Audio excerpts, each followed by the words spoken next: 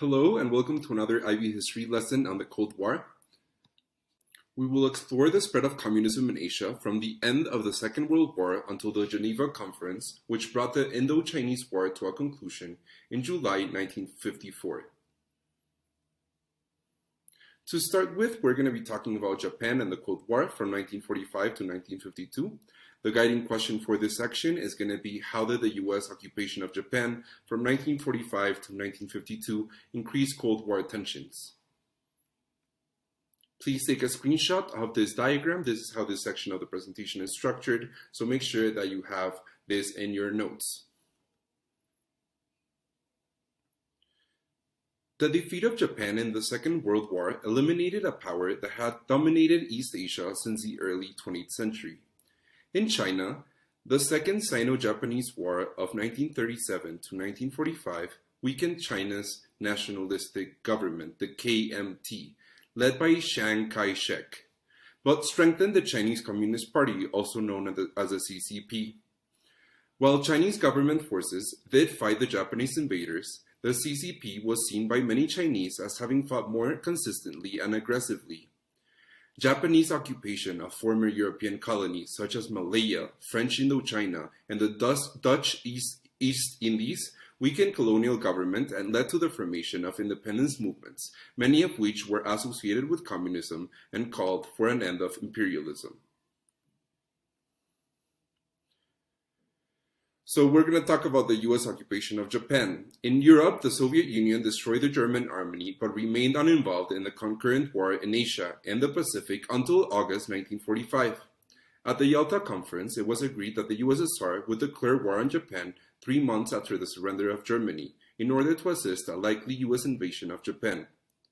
In return for Soviet assistance, the US consented to the restoration of land and commercial rights that Russia had possessed before its defeat by Japan in the Russo-Japanese War fought between 1904 and 1905. This meant the return of the Kuril Islands and southern part of the Sakhalin Island, restoration of the port of Oster or Lushun as a Soviet naval base, and control of two key railroads, the Chinese Eastern Railroad and the South Manchurian Railroad. So basically the US and the USSR are going to be working together against the Japanese. The USSR has the interest of actual territory. The US wants to retaliate for the dropping of bombs in Pearl Harbor, the attack on Pearl Harbor. So the dropping of atomic bombs on the Japanese cities of Hiroshima and Nagasaki by the US rendered the Soviet military assistance to defeat Japan unnecessary. The Soviets, however, were unaware of US plans to attack Japan with these weapons and began the invasion of Japanese-held Manchuria in China's northern east on August 9th. The combination of the destruction of Nagasaki and the Soviet invasion in Asia led to Japan announcing its readiness to negotiate with the Allies. Here is the aftermath of Hiroshima and Nagasaki. As you can see, the entire city got flattened. Thousands of people dead in a single second. And so, I mean, the aftermath is there. I mean, there's nothing that we can do about it other than understand the consequences of the use of mass destruction weapons. So even after Japanese surrender on August 15, 1945, the Soviets continued onto Manchuria, and US General Douglas MacArthur, as Supreme Commander of the Allied powers, arrived in Japan as its military ruler until an indefinite period in the future when Japan would be allowed to restore its rule again.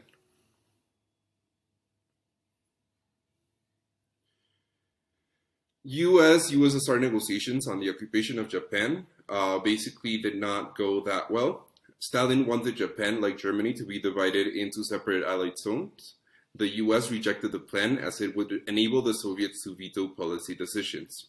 Concessions were made and the Allied Council for Japan was established, and Britain, Nationalist China, the British Commonwealth, the US, and the USSR were to be members, but it had no real power to make decisions about the future of Japan.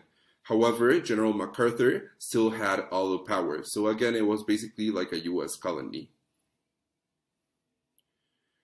So U.S. policy in Japan from 1946 to 1952. Basically, the U.S. transformed much of Japan's government and economy during the occupation into a liberal capitalist democracy.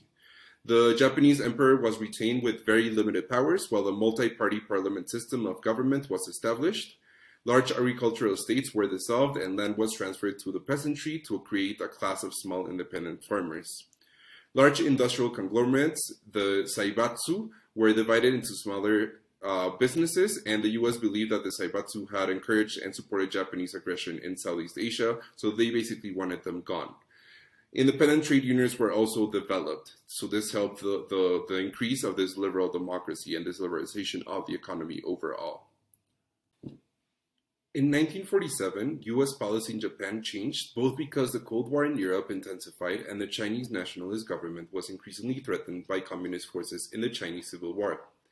The emphasis was now on transforming Japan into an economic ally of the U.S. In 1948, a new plan for the development of the Japanese economy was unveiled, and U.S. assistance was granted to rebuild Japan's industry. Let me play this short clip on the Japanese Peace Treaty while I speak. So 2 years later, on September 4th, 1951, the Treaty of Peace with Japan was signed in San Francisco between Japan and its former adversaries in the Second World War. This came into force in April 1952, and some of the clauses included. First, the termination of military occupation, end of Japanese claims to territory, rights or property in Korea, Taiwan, or China, the right of the U.S. to continue the use of the islands of Okinawa as a military base, agreement that Japan would provide compensation to Allied civilians and prisoners of war who had lost property or suffered as a result of Japanese internment and human rights abuses. Reparations by Japan would be made to states affected by the war, including Vietnam, the Philippines, Burma, and Indonesia. And ultimately, Japan was indeed the U.S. sphere of influence. Only 4 days after the treaty, a bilateral agreement was signed between Japan and the U.S., which permitted the U.S. to station troops in Japan for the purpose of defending it against a possible attack from the newly created People's Republic of China. So again, China is going to be becoming a world power, while the Japanese are going to be subject to the clauses of this treaty.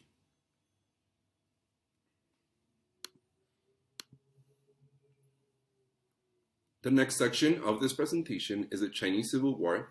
The guiding question is, to what extent did the US and the USSR influence the Chinese Civil War? Please take a screenshot of this diagram, write it in your notes. This is how the Chinese Civil War is structured.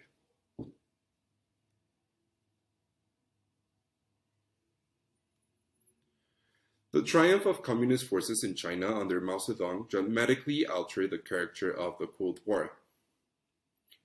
Basically, in 1927, General Chiang Kai-shek, the leader of the Chinese National Party, attempted to consolidate his position as the ruler of China by crushing the Chinese Communist Party, or the CCP, in their main stronghold in Shanghai. After this, Chiang was able to maintain a government that lasted until 1949. He did not, however, eliminate the CCP. Led by Mao Zedong, the CCP managed to establish bases in the countryside in southern China.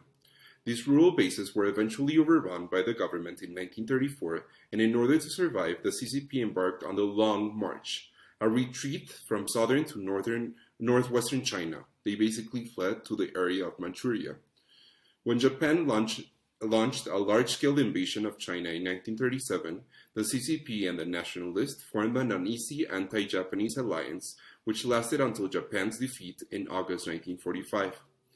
At the Geneva Conference of 1943, Chiang was recognized by Britain and the US as China's leader and a key ally in their war against Japan.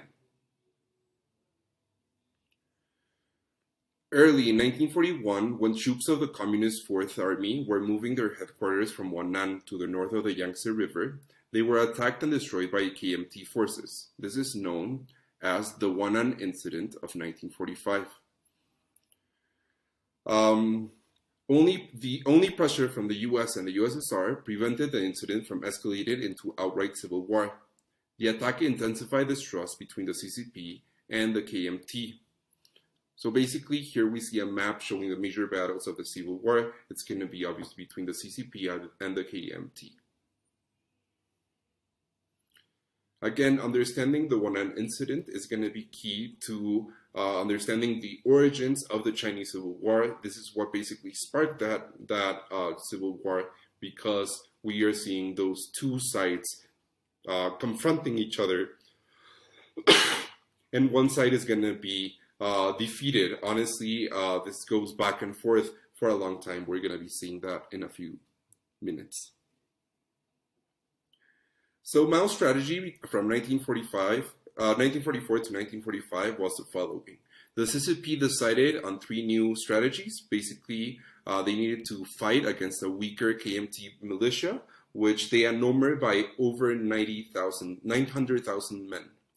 The CCP's best troops would penetrate into the area south of the Yangtze River to establish bases from which they would be able to confront the KMT after the war. In a political maneuver to challenge Chiang's claim to be the leader of China, Mao developed the idea of replacing Chiang's one-party dictatorship with a coalition government that included the CCP, which would then attempt to take control of key ministries. So he was trying to implement the same strategies as Stalin by including the Communist Party into coalition government, into democracy. Basically, persuaded by the US into trusting the CCP against the corrupt KMT and the Japanese. So Mao is going to be playing on all sides of the spectrum to gain the best of his allies and his enemies as well. Chiang only saw one enemy, the Japanese, and attempted a coalition with Mao only if he had complete control of the CCP's armed forces. Here's a picture of Kai-shek and how the war took its toll at the end of the day.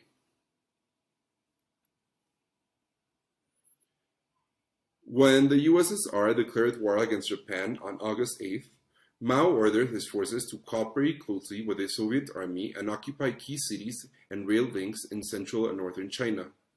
The Soviet involvement in the war could create an international dimension that could benefit the communists. It was vital for Chiang, as the leader of China's internationally recognized government, to stop Mao from illegally occupying territory liberated from Japan by the USSR. On August 12th, he ordered the CCP forces to remain where they were and not to accept the surrender of Japan's troops. Obviously, China is not going to compromise. Initially, both Soviet and US policies in China coincided. Both assumed that the KMT would eventually reassert control over China, and once Japan surrendered, both also wanted Mao to accept this and ultimately join a coalition government with Chiang. However, neither the USSR nor the US understood that Mao and Chiang were not ready to compromise. The USSR, Mao, and the other CCP leaders were convinced that Stalin, as a communist, would never tolerate a victory by the KMT, as it would benefit the US. Stalin's priority, however, was the defense of Soviet interests in China, those established at Yalta with the territories of northeast China and Manchuria, so he just wanted those territories. Stalin believed that only the recognized KMT government would ultimately agree to the concessions established at Yalta. So here we see, obviously with this picture, we see the struggle of who will be the leader of China internationally and who needs to be recognized in order to do so.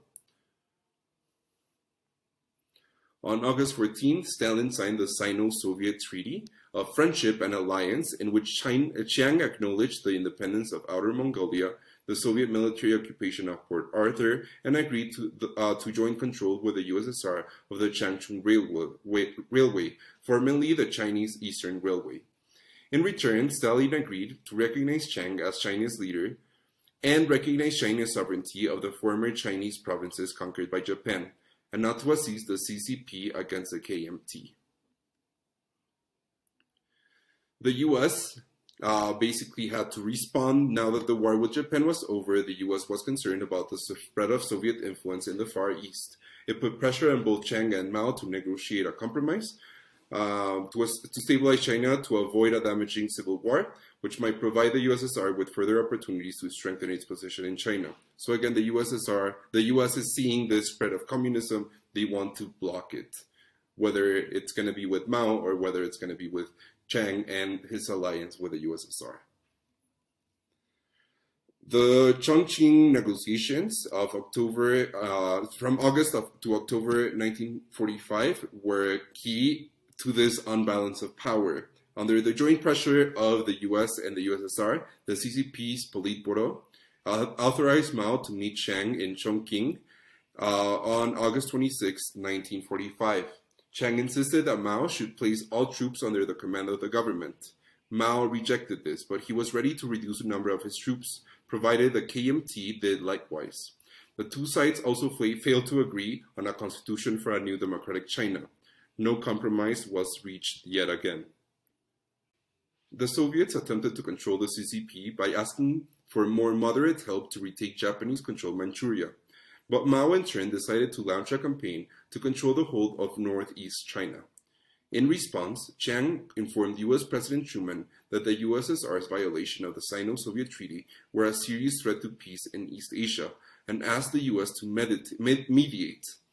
Stalin, with fear of entering a war, had the CCP temporarily suspend its aim of seizing the aforementioned territory and concentrated on smaller cities and the countryside. So while the USSR was supporting Chiang, they were also supporting the spread of the CCP across the northern part of China. The escalation of the Chinese Civil War in the autumn of 1945 confronted the U.S. with a major dilemma. U.S. President Truman announced in December 1945 that he would continue to grant assistance to the KMT, but categorically stated that he would not intervene militarily. He also sent General Marshall, former Chief of Staff of the U.S. Army during the Second World War and later Secretary of State, to mediate between Mao and Chiang. His aim was to establish a nationalist-dominated government in which the CCP would be represented as a minority party. Mediation did not work, and Marshall left China in 1947. With the failure of the Marshall Mission, the Civil War erupted again. In July 1946, Chiang launched a major assault, taking the key city of Sangxiangku, and in October swept the CCP out of the Yangtze region. From December to March 1948, Mao ordered a series of offensives in Manchuria and northern China, and by autumn the CCP had advanced into central China.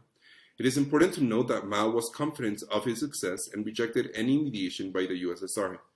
The US policy toward China was also only financial.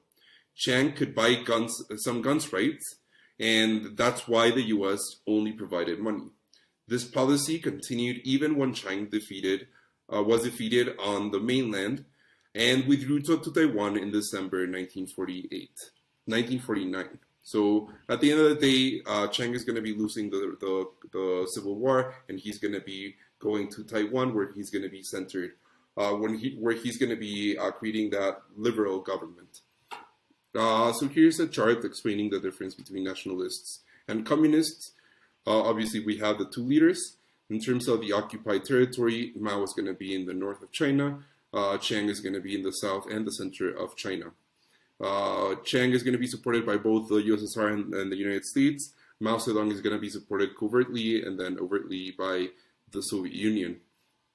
The nationalists are going to be struggling with inflation and a failing economy, and the communists are going to be promising land reform and obviously appeasing to the poor and the workers. And the military was kind of weak for the nationalists, and the communists had a lot of motivation, obviously because of this ideology, and they had experienced guerrilla armies. CCP successes in 1949 removed any doubt about the outcome of the Chinese Civil War. In 1949, the KMT forces north of the Yangtze River were defeated and Beijing was captured. CCP armies crossed the Yangtze, occupied Shanghai, and captured Guangzhou. The People's Republic of China, PRC, was proclaimed in Beijing. Chiang Kai-shek fled to the island of Taiwan with over 2 million others, where he maintained the nationalist government, claiming that it was still China's legal government. The new People's Republic of China was recognized by Britain, India, Pakistan, and Sri Lanka in 1950 on the grounds that it enjoyed the backing of the Chinese people. The PRC was only recognized by the US government in 1979. So ultimately, we're going to be seeing the creation of a communist state in China. On February 14th, 1950, Mao visited Moscow to celebrate Stalin's 17th birthday. This was the occasion when the Sino-Soviet Pact was negotiated. The pact committed both states to cooperate in terms of defense in the case of an attack by Japan or its ally, meaning the US, to basically conclude a peace treaty with Japan, which would not be hostile to the interests of either state, not to conclude any hostile agreement with another power aimed at the other member of the pact, to consult closely on mutual matters of interests, and obviously to form this really, really close alliance, as you can see in the Friendship Forever poster on the left. The USSR was to be supplied with tungsten, tin, and antimony for 10 years at very low prices. Stalin, in return, provided military support for the PRC, including the establishment of air defense installations in coastal areas near Taiwan. This would mark the end of the Chinese Civil War and ultimately the beginning of this Cold War in China. Now for the third section of our presentation, this is going to be the Korean War from 1950 to 1953. The guiding question is, what caused the Korean War and how did it affect the Cold War? Please take a screenshot of this diagram. Again, this is how the presentation is structured. Japan occupied Korea in 1905 and annexed it in 1910. During the Second World War, Koreans were conscripted into the Japanese army or worked as laborers. Britain and the US and nationalist China made the Cairo Declaration on November 30th, 1943, stating that Korea should become free and independent. Stalin accepted this and in 1945 agreed that once Japan was defeated, there should be a trusteeship for Korea with supervision by the US, the USSR, nationalist China, and Britain. Once the Soviet Red Army arrived in North Korea on August 12, 1945, the Soviets lost little time in installing local communists in power in the areas under their control. Worried about Soviet tensions, the US immediately proposed an initial division of the peninsula at the 38th parallel. In the north, Japanese troops would surrender to the Soviets, and in the south to the US. This was accepted by the USSR, but when the US troops eventually arrived, they discovered that a young communist named Kim Il-sung had established a committee in the Korean capital of Seoul, announcing its intentions to rule Korea as a communist people's republic. A rival anti-communist group under Syngman Rhee, a fervent Korean nationalist who had spent most of his life in the US, had also established a committee which claimed to be the provincial government for the whole nation. So we're going to be seeing the creation of North and South Korea. A joint commission of Soviet and US officials were to advise the Koreans on creating a democratic government, but disagreements with the Soviets about which political party should be allowed to participate led the US in 1947 to refer the problem to the United Nations.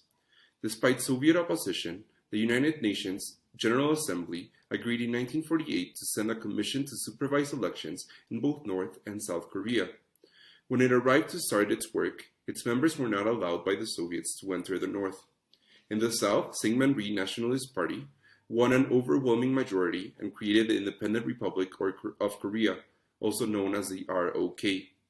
In the North, Kim Il-sung created the Communist Democratic People's Republic of Korea, also known as the DPRK. So, again, these are the two flags for the North Korea and South Korea, the Democratic People's Republic of Korea, and the Republic of Korea. Soviet troops were withdrawn from northern Korea by the end of 1948, but they left behind much military hardware, which included not only their own equipment, but also armaments seized from the defeated Japanese. North Korea would become the backup military base in case the CCP in China was not successful. With the creation of the Republic of Korea, U.S. policymakers were divided about whether the 45,000-strong U.S. occupation army should remain or whether these troops would be withdrawn. Should Korea be a part of the U.S. Asian defense perimeter? When the United Nations General Assembly passed a resolution calling upon the United States and the USSR to withdraw their troops as soon as possible, the US removed its troops by June 1949. So basically the US leaves and they don't really do much other than financial aid. However, the Soviets leave and they're going to be leaving behind armaments from both the Japanese and themselves, and obviously that training that comes with it. The two Korean states were enemies, both claiming to be the legitimate government of the whole of Korea. Kim visited Moscow for talks with Stalin in April 1949. When he complained about southern violations of the frontier, Stalin urged him to strike the Southerners in the teeth. After U.S. troop withdrawal, Kim sent guerrilla groups across the frontier to establish bases and prepare for a larger invasion. Surprisingly, Stalin gave Kim his support because he wished to dominate Korea, though through Kim to compensate the Soviets from having been prevented from participating in the occupation of Japan by the U.S. They basically believed that Korea could become a useful economic and military ally, as Japan had the potential to be for the US. They also thought that control of Korea could protect Soviet economic interests in neighboring Manchuria, and thought that the US would not assist South Korea and the territory could be gained with little effort and little possibility of war between the superpowers. Mao ultimately consented with Kim's action as well when they met in 1950. So again, they're going to have a close relationship, and the USSR is going to be overtly trying to control the North Koreans and overtly telling the North Koreans to fight the South Koreans. So please make sure that you have this diagram. This is going to be outlining the War of Korea from 1950 to 1953. Structure your notes this way. The outbreak of the Korean War basically happened. North Korea began its attack on South Korea in June 1950. Initially, Kim's forces swept all before them, but the speed of the US reaction surprised the Soviets and their allies. Whereas guerrilla attacks might not have provoked a US response, a major military invention was another matter. The US immediately appealed to the Security Council of the United Nations to authorize a military force to force an end to fighting on the Korean Peninsula. As the USSR was boycotting the UN in protest at the exclusion of the People's Republic of China by the US, the Soviet representative was unable to veto Resolution 83, which called on member nations to assist South Korea. In response to this resolution, the US and its allies, Britain and France, ordered immediate military intervention. At the same time, Truman sent the US Navy 7th Fleet to patrol the Taiwan Strait to prevent either the nationalists in Taiwan or the People's Republic of China from conducting military operations against each other. The appearance of the US Navy 7th Fleet had a profound impact on Mao, and it not only prevented a PRC attack on Taiwan, but it was also a direct threat to the PRC. The US was also increasing military aid to the Philippines and to French Indochina. Mao believed an attack was coming. He decided that the best place to confront an aggressive US was in Korea, and he established the Northeast Border Defense Army. Stalin supplemented this force with an Air Force division of 122 fighter aircraft. So everybody is now prepping for war. The United Nations counterattack came next. By early August, Kim's forces had conquered 90% of South Korea, and US-led United Nations military task force was confined to a small area around Busan. US troops were able to break out of Busan at the end of the month. A dramatic counterattack was launched when General Douglas MacArthur, Supreme Commander of the Allied Powers, who had been appointed commander of the UN task force, landed troops at Incheon in September 9th, far behind North Korean lines. UN troops were successful and crossed the 38th parallel and arrived at Pyongyang, the North Korean capital. In response to the military crisis, Kim sent an urgent request to Stalin on September 29th for Soviet military assistance. Stalin was not ready to risk war with the US, but he urged Mao to intervene, warning him that failure to do so would have grave consequences not just for China, but also for all communist nations. The PRC intervened in the North Korean War to help North Korea. Within 2 weeks, PRC troops had crossed the Yalu River border and attacked UN forces, driving them back to the parallel. Truman hinted at using nuclear power, but Mao was confident his Soviet friends would intervene if necessary. It was not until July 1953 that a ceasefire could be agreed upon as a result of lengthy negotiations between both North and South Koreans. On December 5, 1950, 13 non-Western states, headed by India, handed a peace proposal to the People's Republic of China and the UN. India's proposal presented the US with a dilemma. In the end, the US backed the proposal largely in the hope that the PRC would reject it. In this, they were proved right, as Mao was determined to continue the war, aiming for a crushing victory over what he termed American imperialism. Truman later rejected the proposal and ordered an offensive that would capture Seoul on January 4, 1951. The PRC saw trouble defeating the well-sourced US-led UN force, yet they still held ground in North Korea.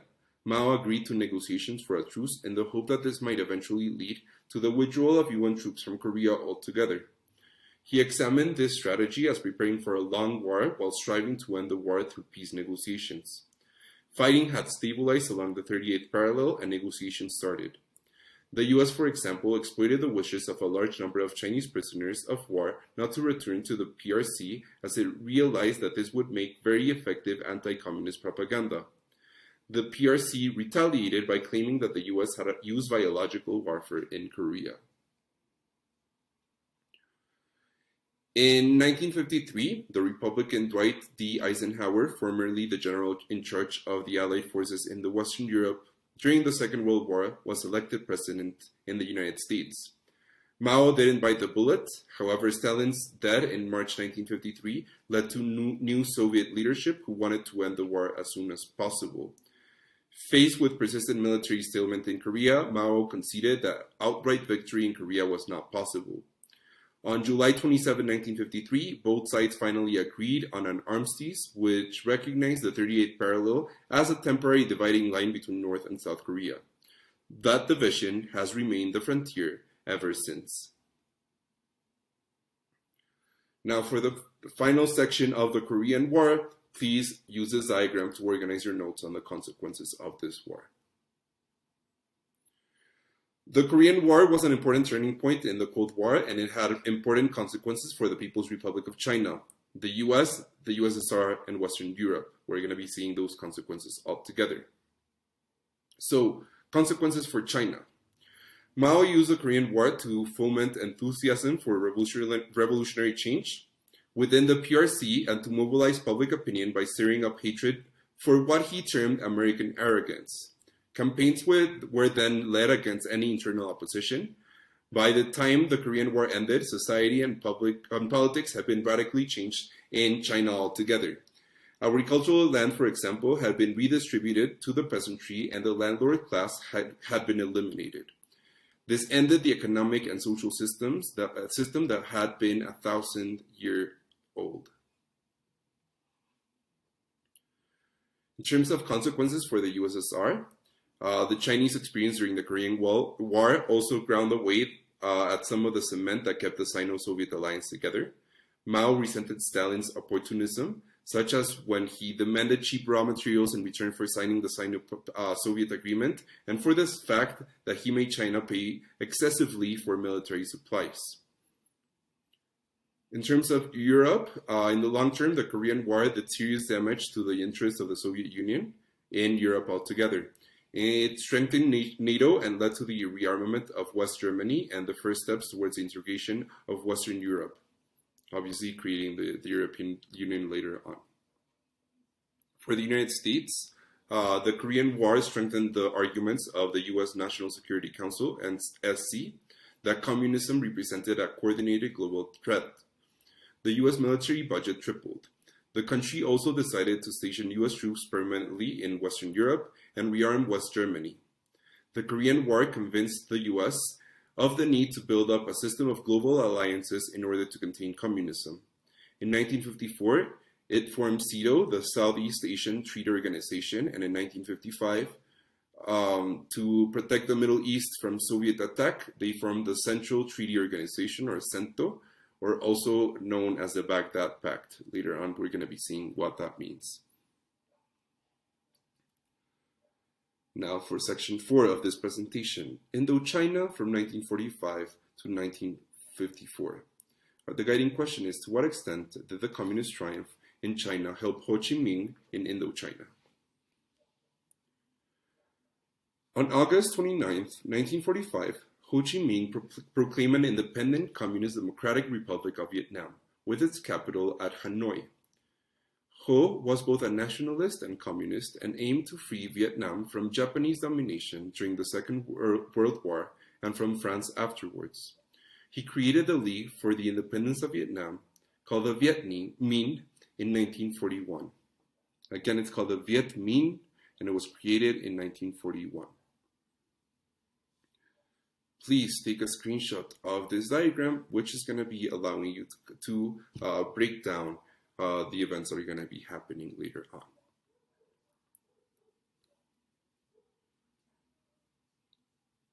The French Indochina War of 1946 to 1954. Japan occupied French Indochina in 1940, but allowed French officials to continue to administer the region. In response to growing opposition from the Viet Minh, Japan took over complete control in March 1945. After Japan's defeat in August that same year, British troops occupied southern Vietnam while Chinese nationalists took control of the north. Britain immediately released and rearmed French troops who had been interned by Japan to fight the pro-independence Viet Minh. Nationalists in the north agreed to hand over control of the region to France after signing the Sino-French Agreement in February 1946. This agreement also meant the loss of French economic rights in China, which they had held before the Second World War. Ho Chi Minh eventually compromised with the French government, agreeing that Vietnam should become a self-governing state with French Indochina and therefore only semi-independent. This agreement did not last, as the French government was still determined to control Vietnam, while Ho wanted only the loosest of associations with France. Open conflict erupted in November 1946 when France bombarded Viet Minh forces in the port of Haiphong. CCP guerrillas from China occasionally assisted the Viet Minh, but it was only after his victory in 1949 that Mao was in a position to offer significant military assistance. Mao believed it was a People's Republic of China's mission to encourage communist revolution throughout East Asia. Ho Chi Minh's war against France was part of the overall anti-imperialist struggle. So again, let's think about what's happening here. Are we pro-French? Are we anti-imperialist? Or are we anti-communist? Or are we also pro-imperialism and pro-French? Or are we also pro-Chinese and pro-communism? I mean, these are all the ideologies that are clashing at this time period in Vietnam. With the help of Mao's military's campaign along the Vietnamese PRC border, France lost control.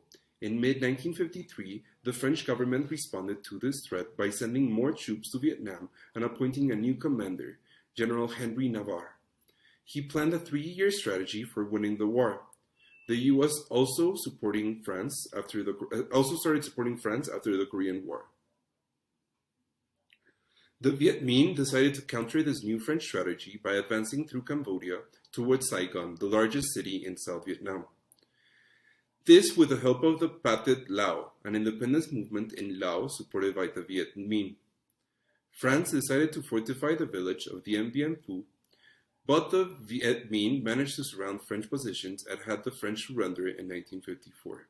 This was the major French defeat of the Cold War in Indochina. Should the U.S. support anti-colonialism or anti-communism? After much pondering, in June 1949, the U.S. and France persuaded Bao Dai, who from 1925 to 1945 had been the Emperor of Vietnam. He was controlled first by France and then by Japan, and they persuaded him to become head of state of a semi-independent Vietnam, which would still be a part of France's empire.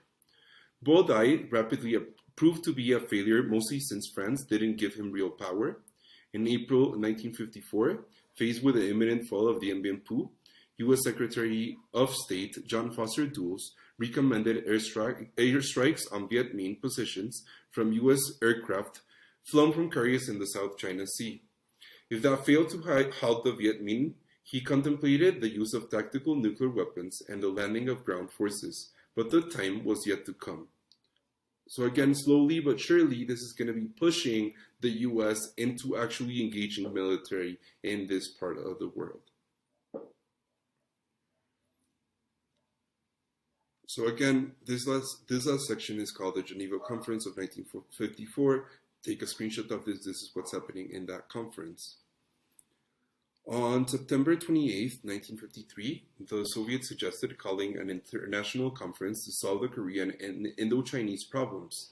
The PRC needed to chill so that they could focus on a 5-year plan to strengthen the economy, and no one wanted the U.S. military involved because obviously the U.S. military is just going to cause destruction. Britain, France, and the U.S. just went along with the Geneva Conference. So Britain, France, the USSR, and the PRC are going to decide to support an agreement which would establish an independent Laos and Cambodia and partition Vietnam at the 17th parallel. The US government did not oppose this but refused formally to sign the final Geneva Accords. The PRC and the Soviet Union persuaded Ho Chi Minh to agree and to try to unify Vietnam peacefully through future elections. On July 21st, the agreements were signed. Laos and Cambodia were made independent. Vietnam was divided along the 17th parallel. French forces would withdraw from the north of this land and Viet Minh forces from the south. In 2 years' time, there would be democratic elections for a united Vietnam. Neither North nor South Vietnam were to conclude military alliances with foreign powers, nor to allow foreign military bases on their territory.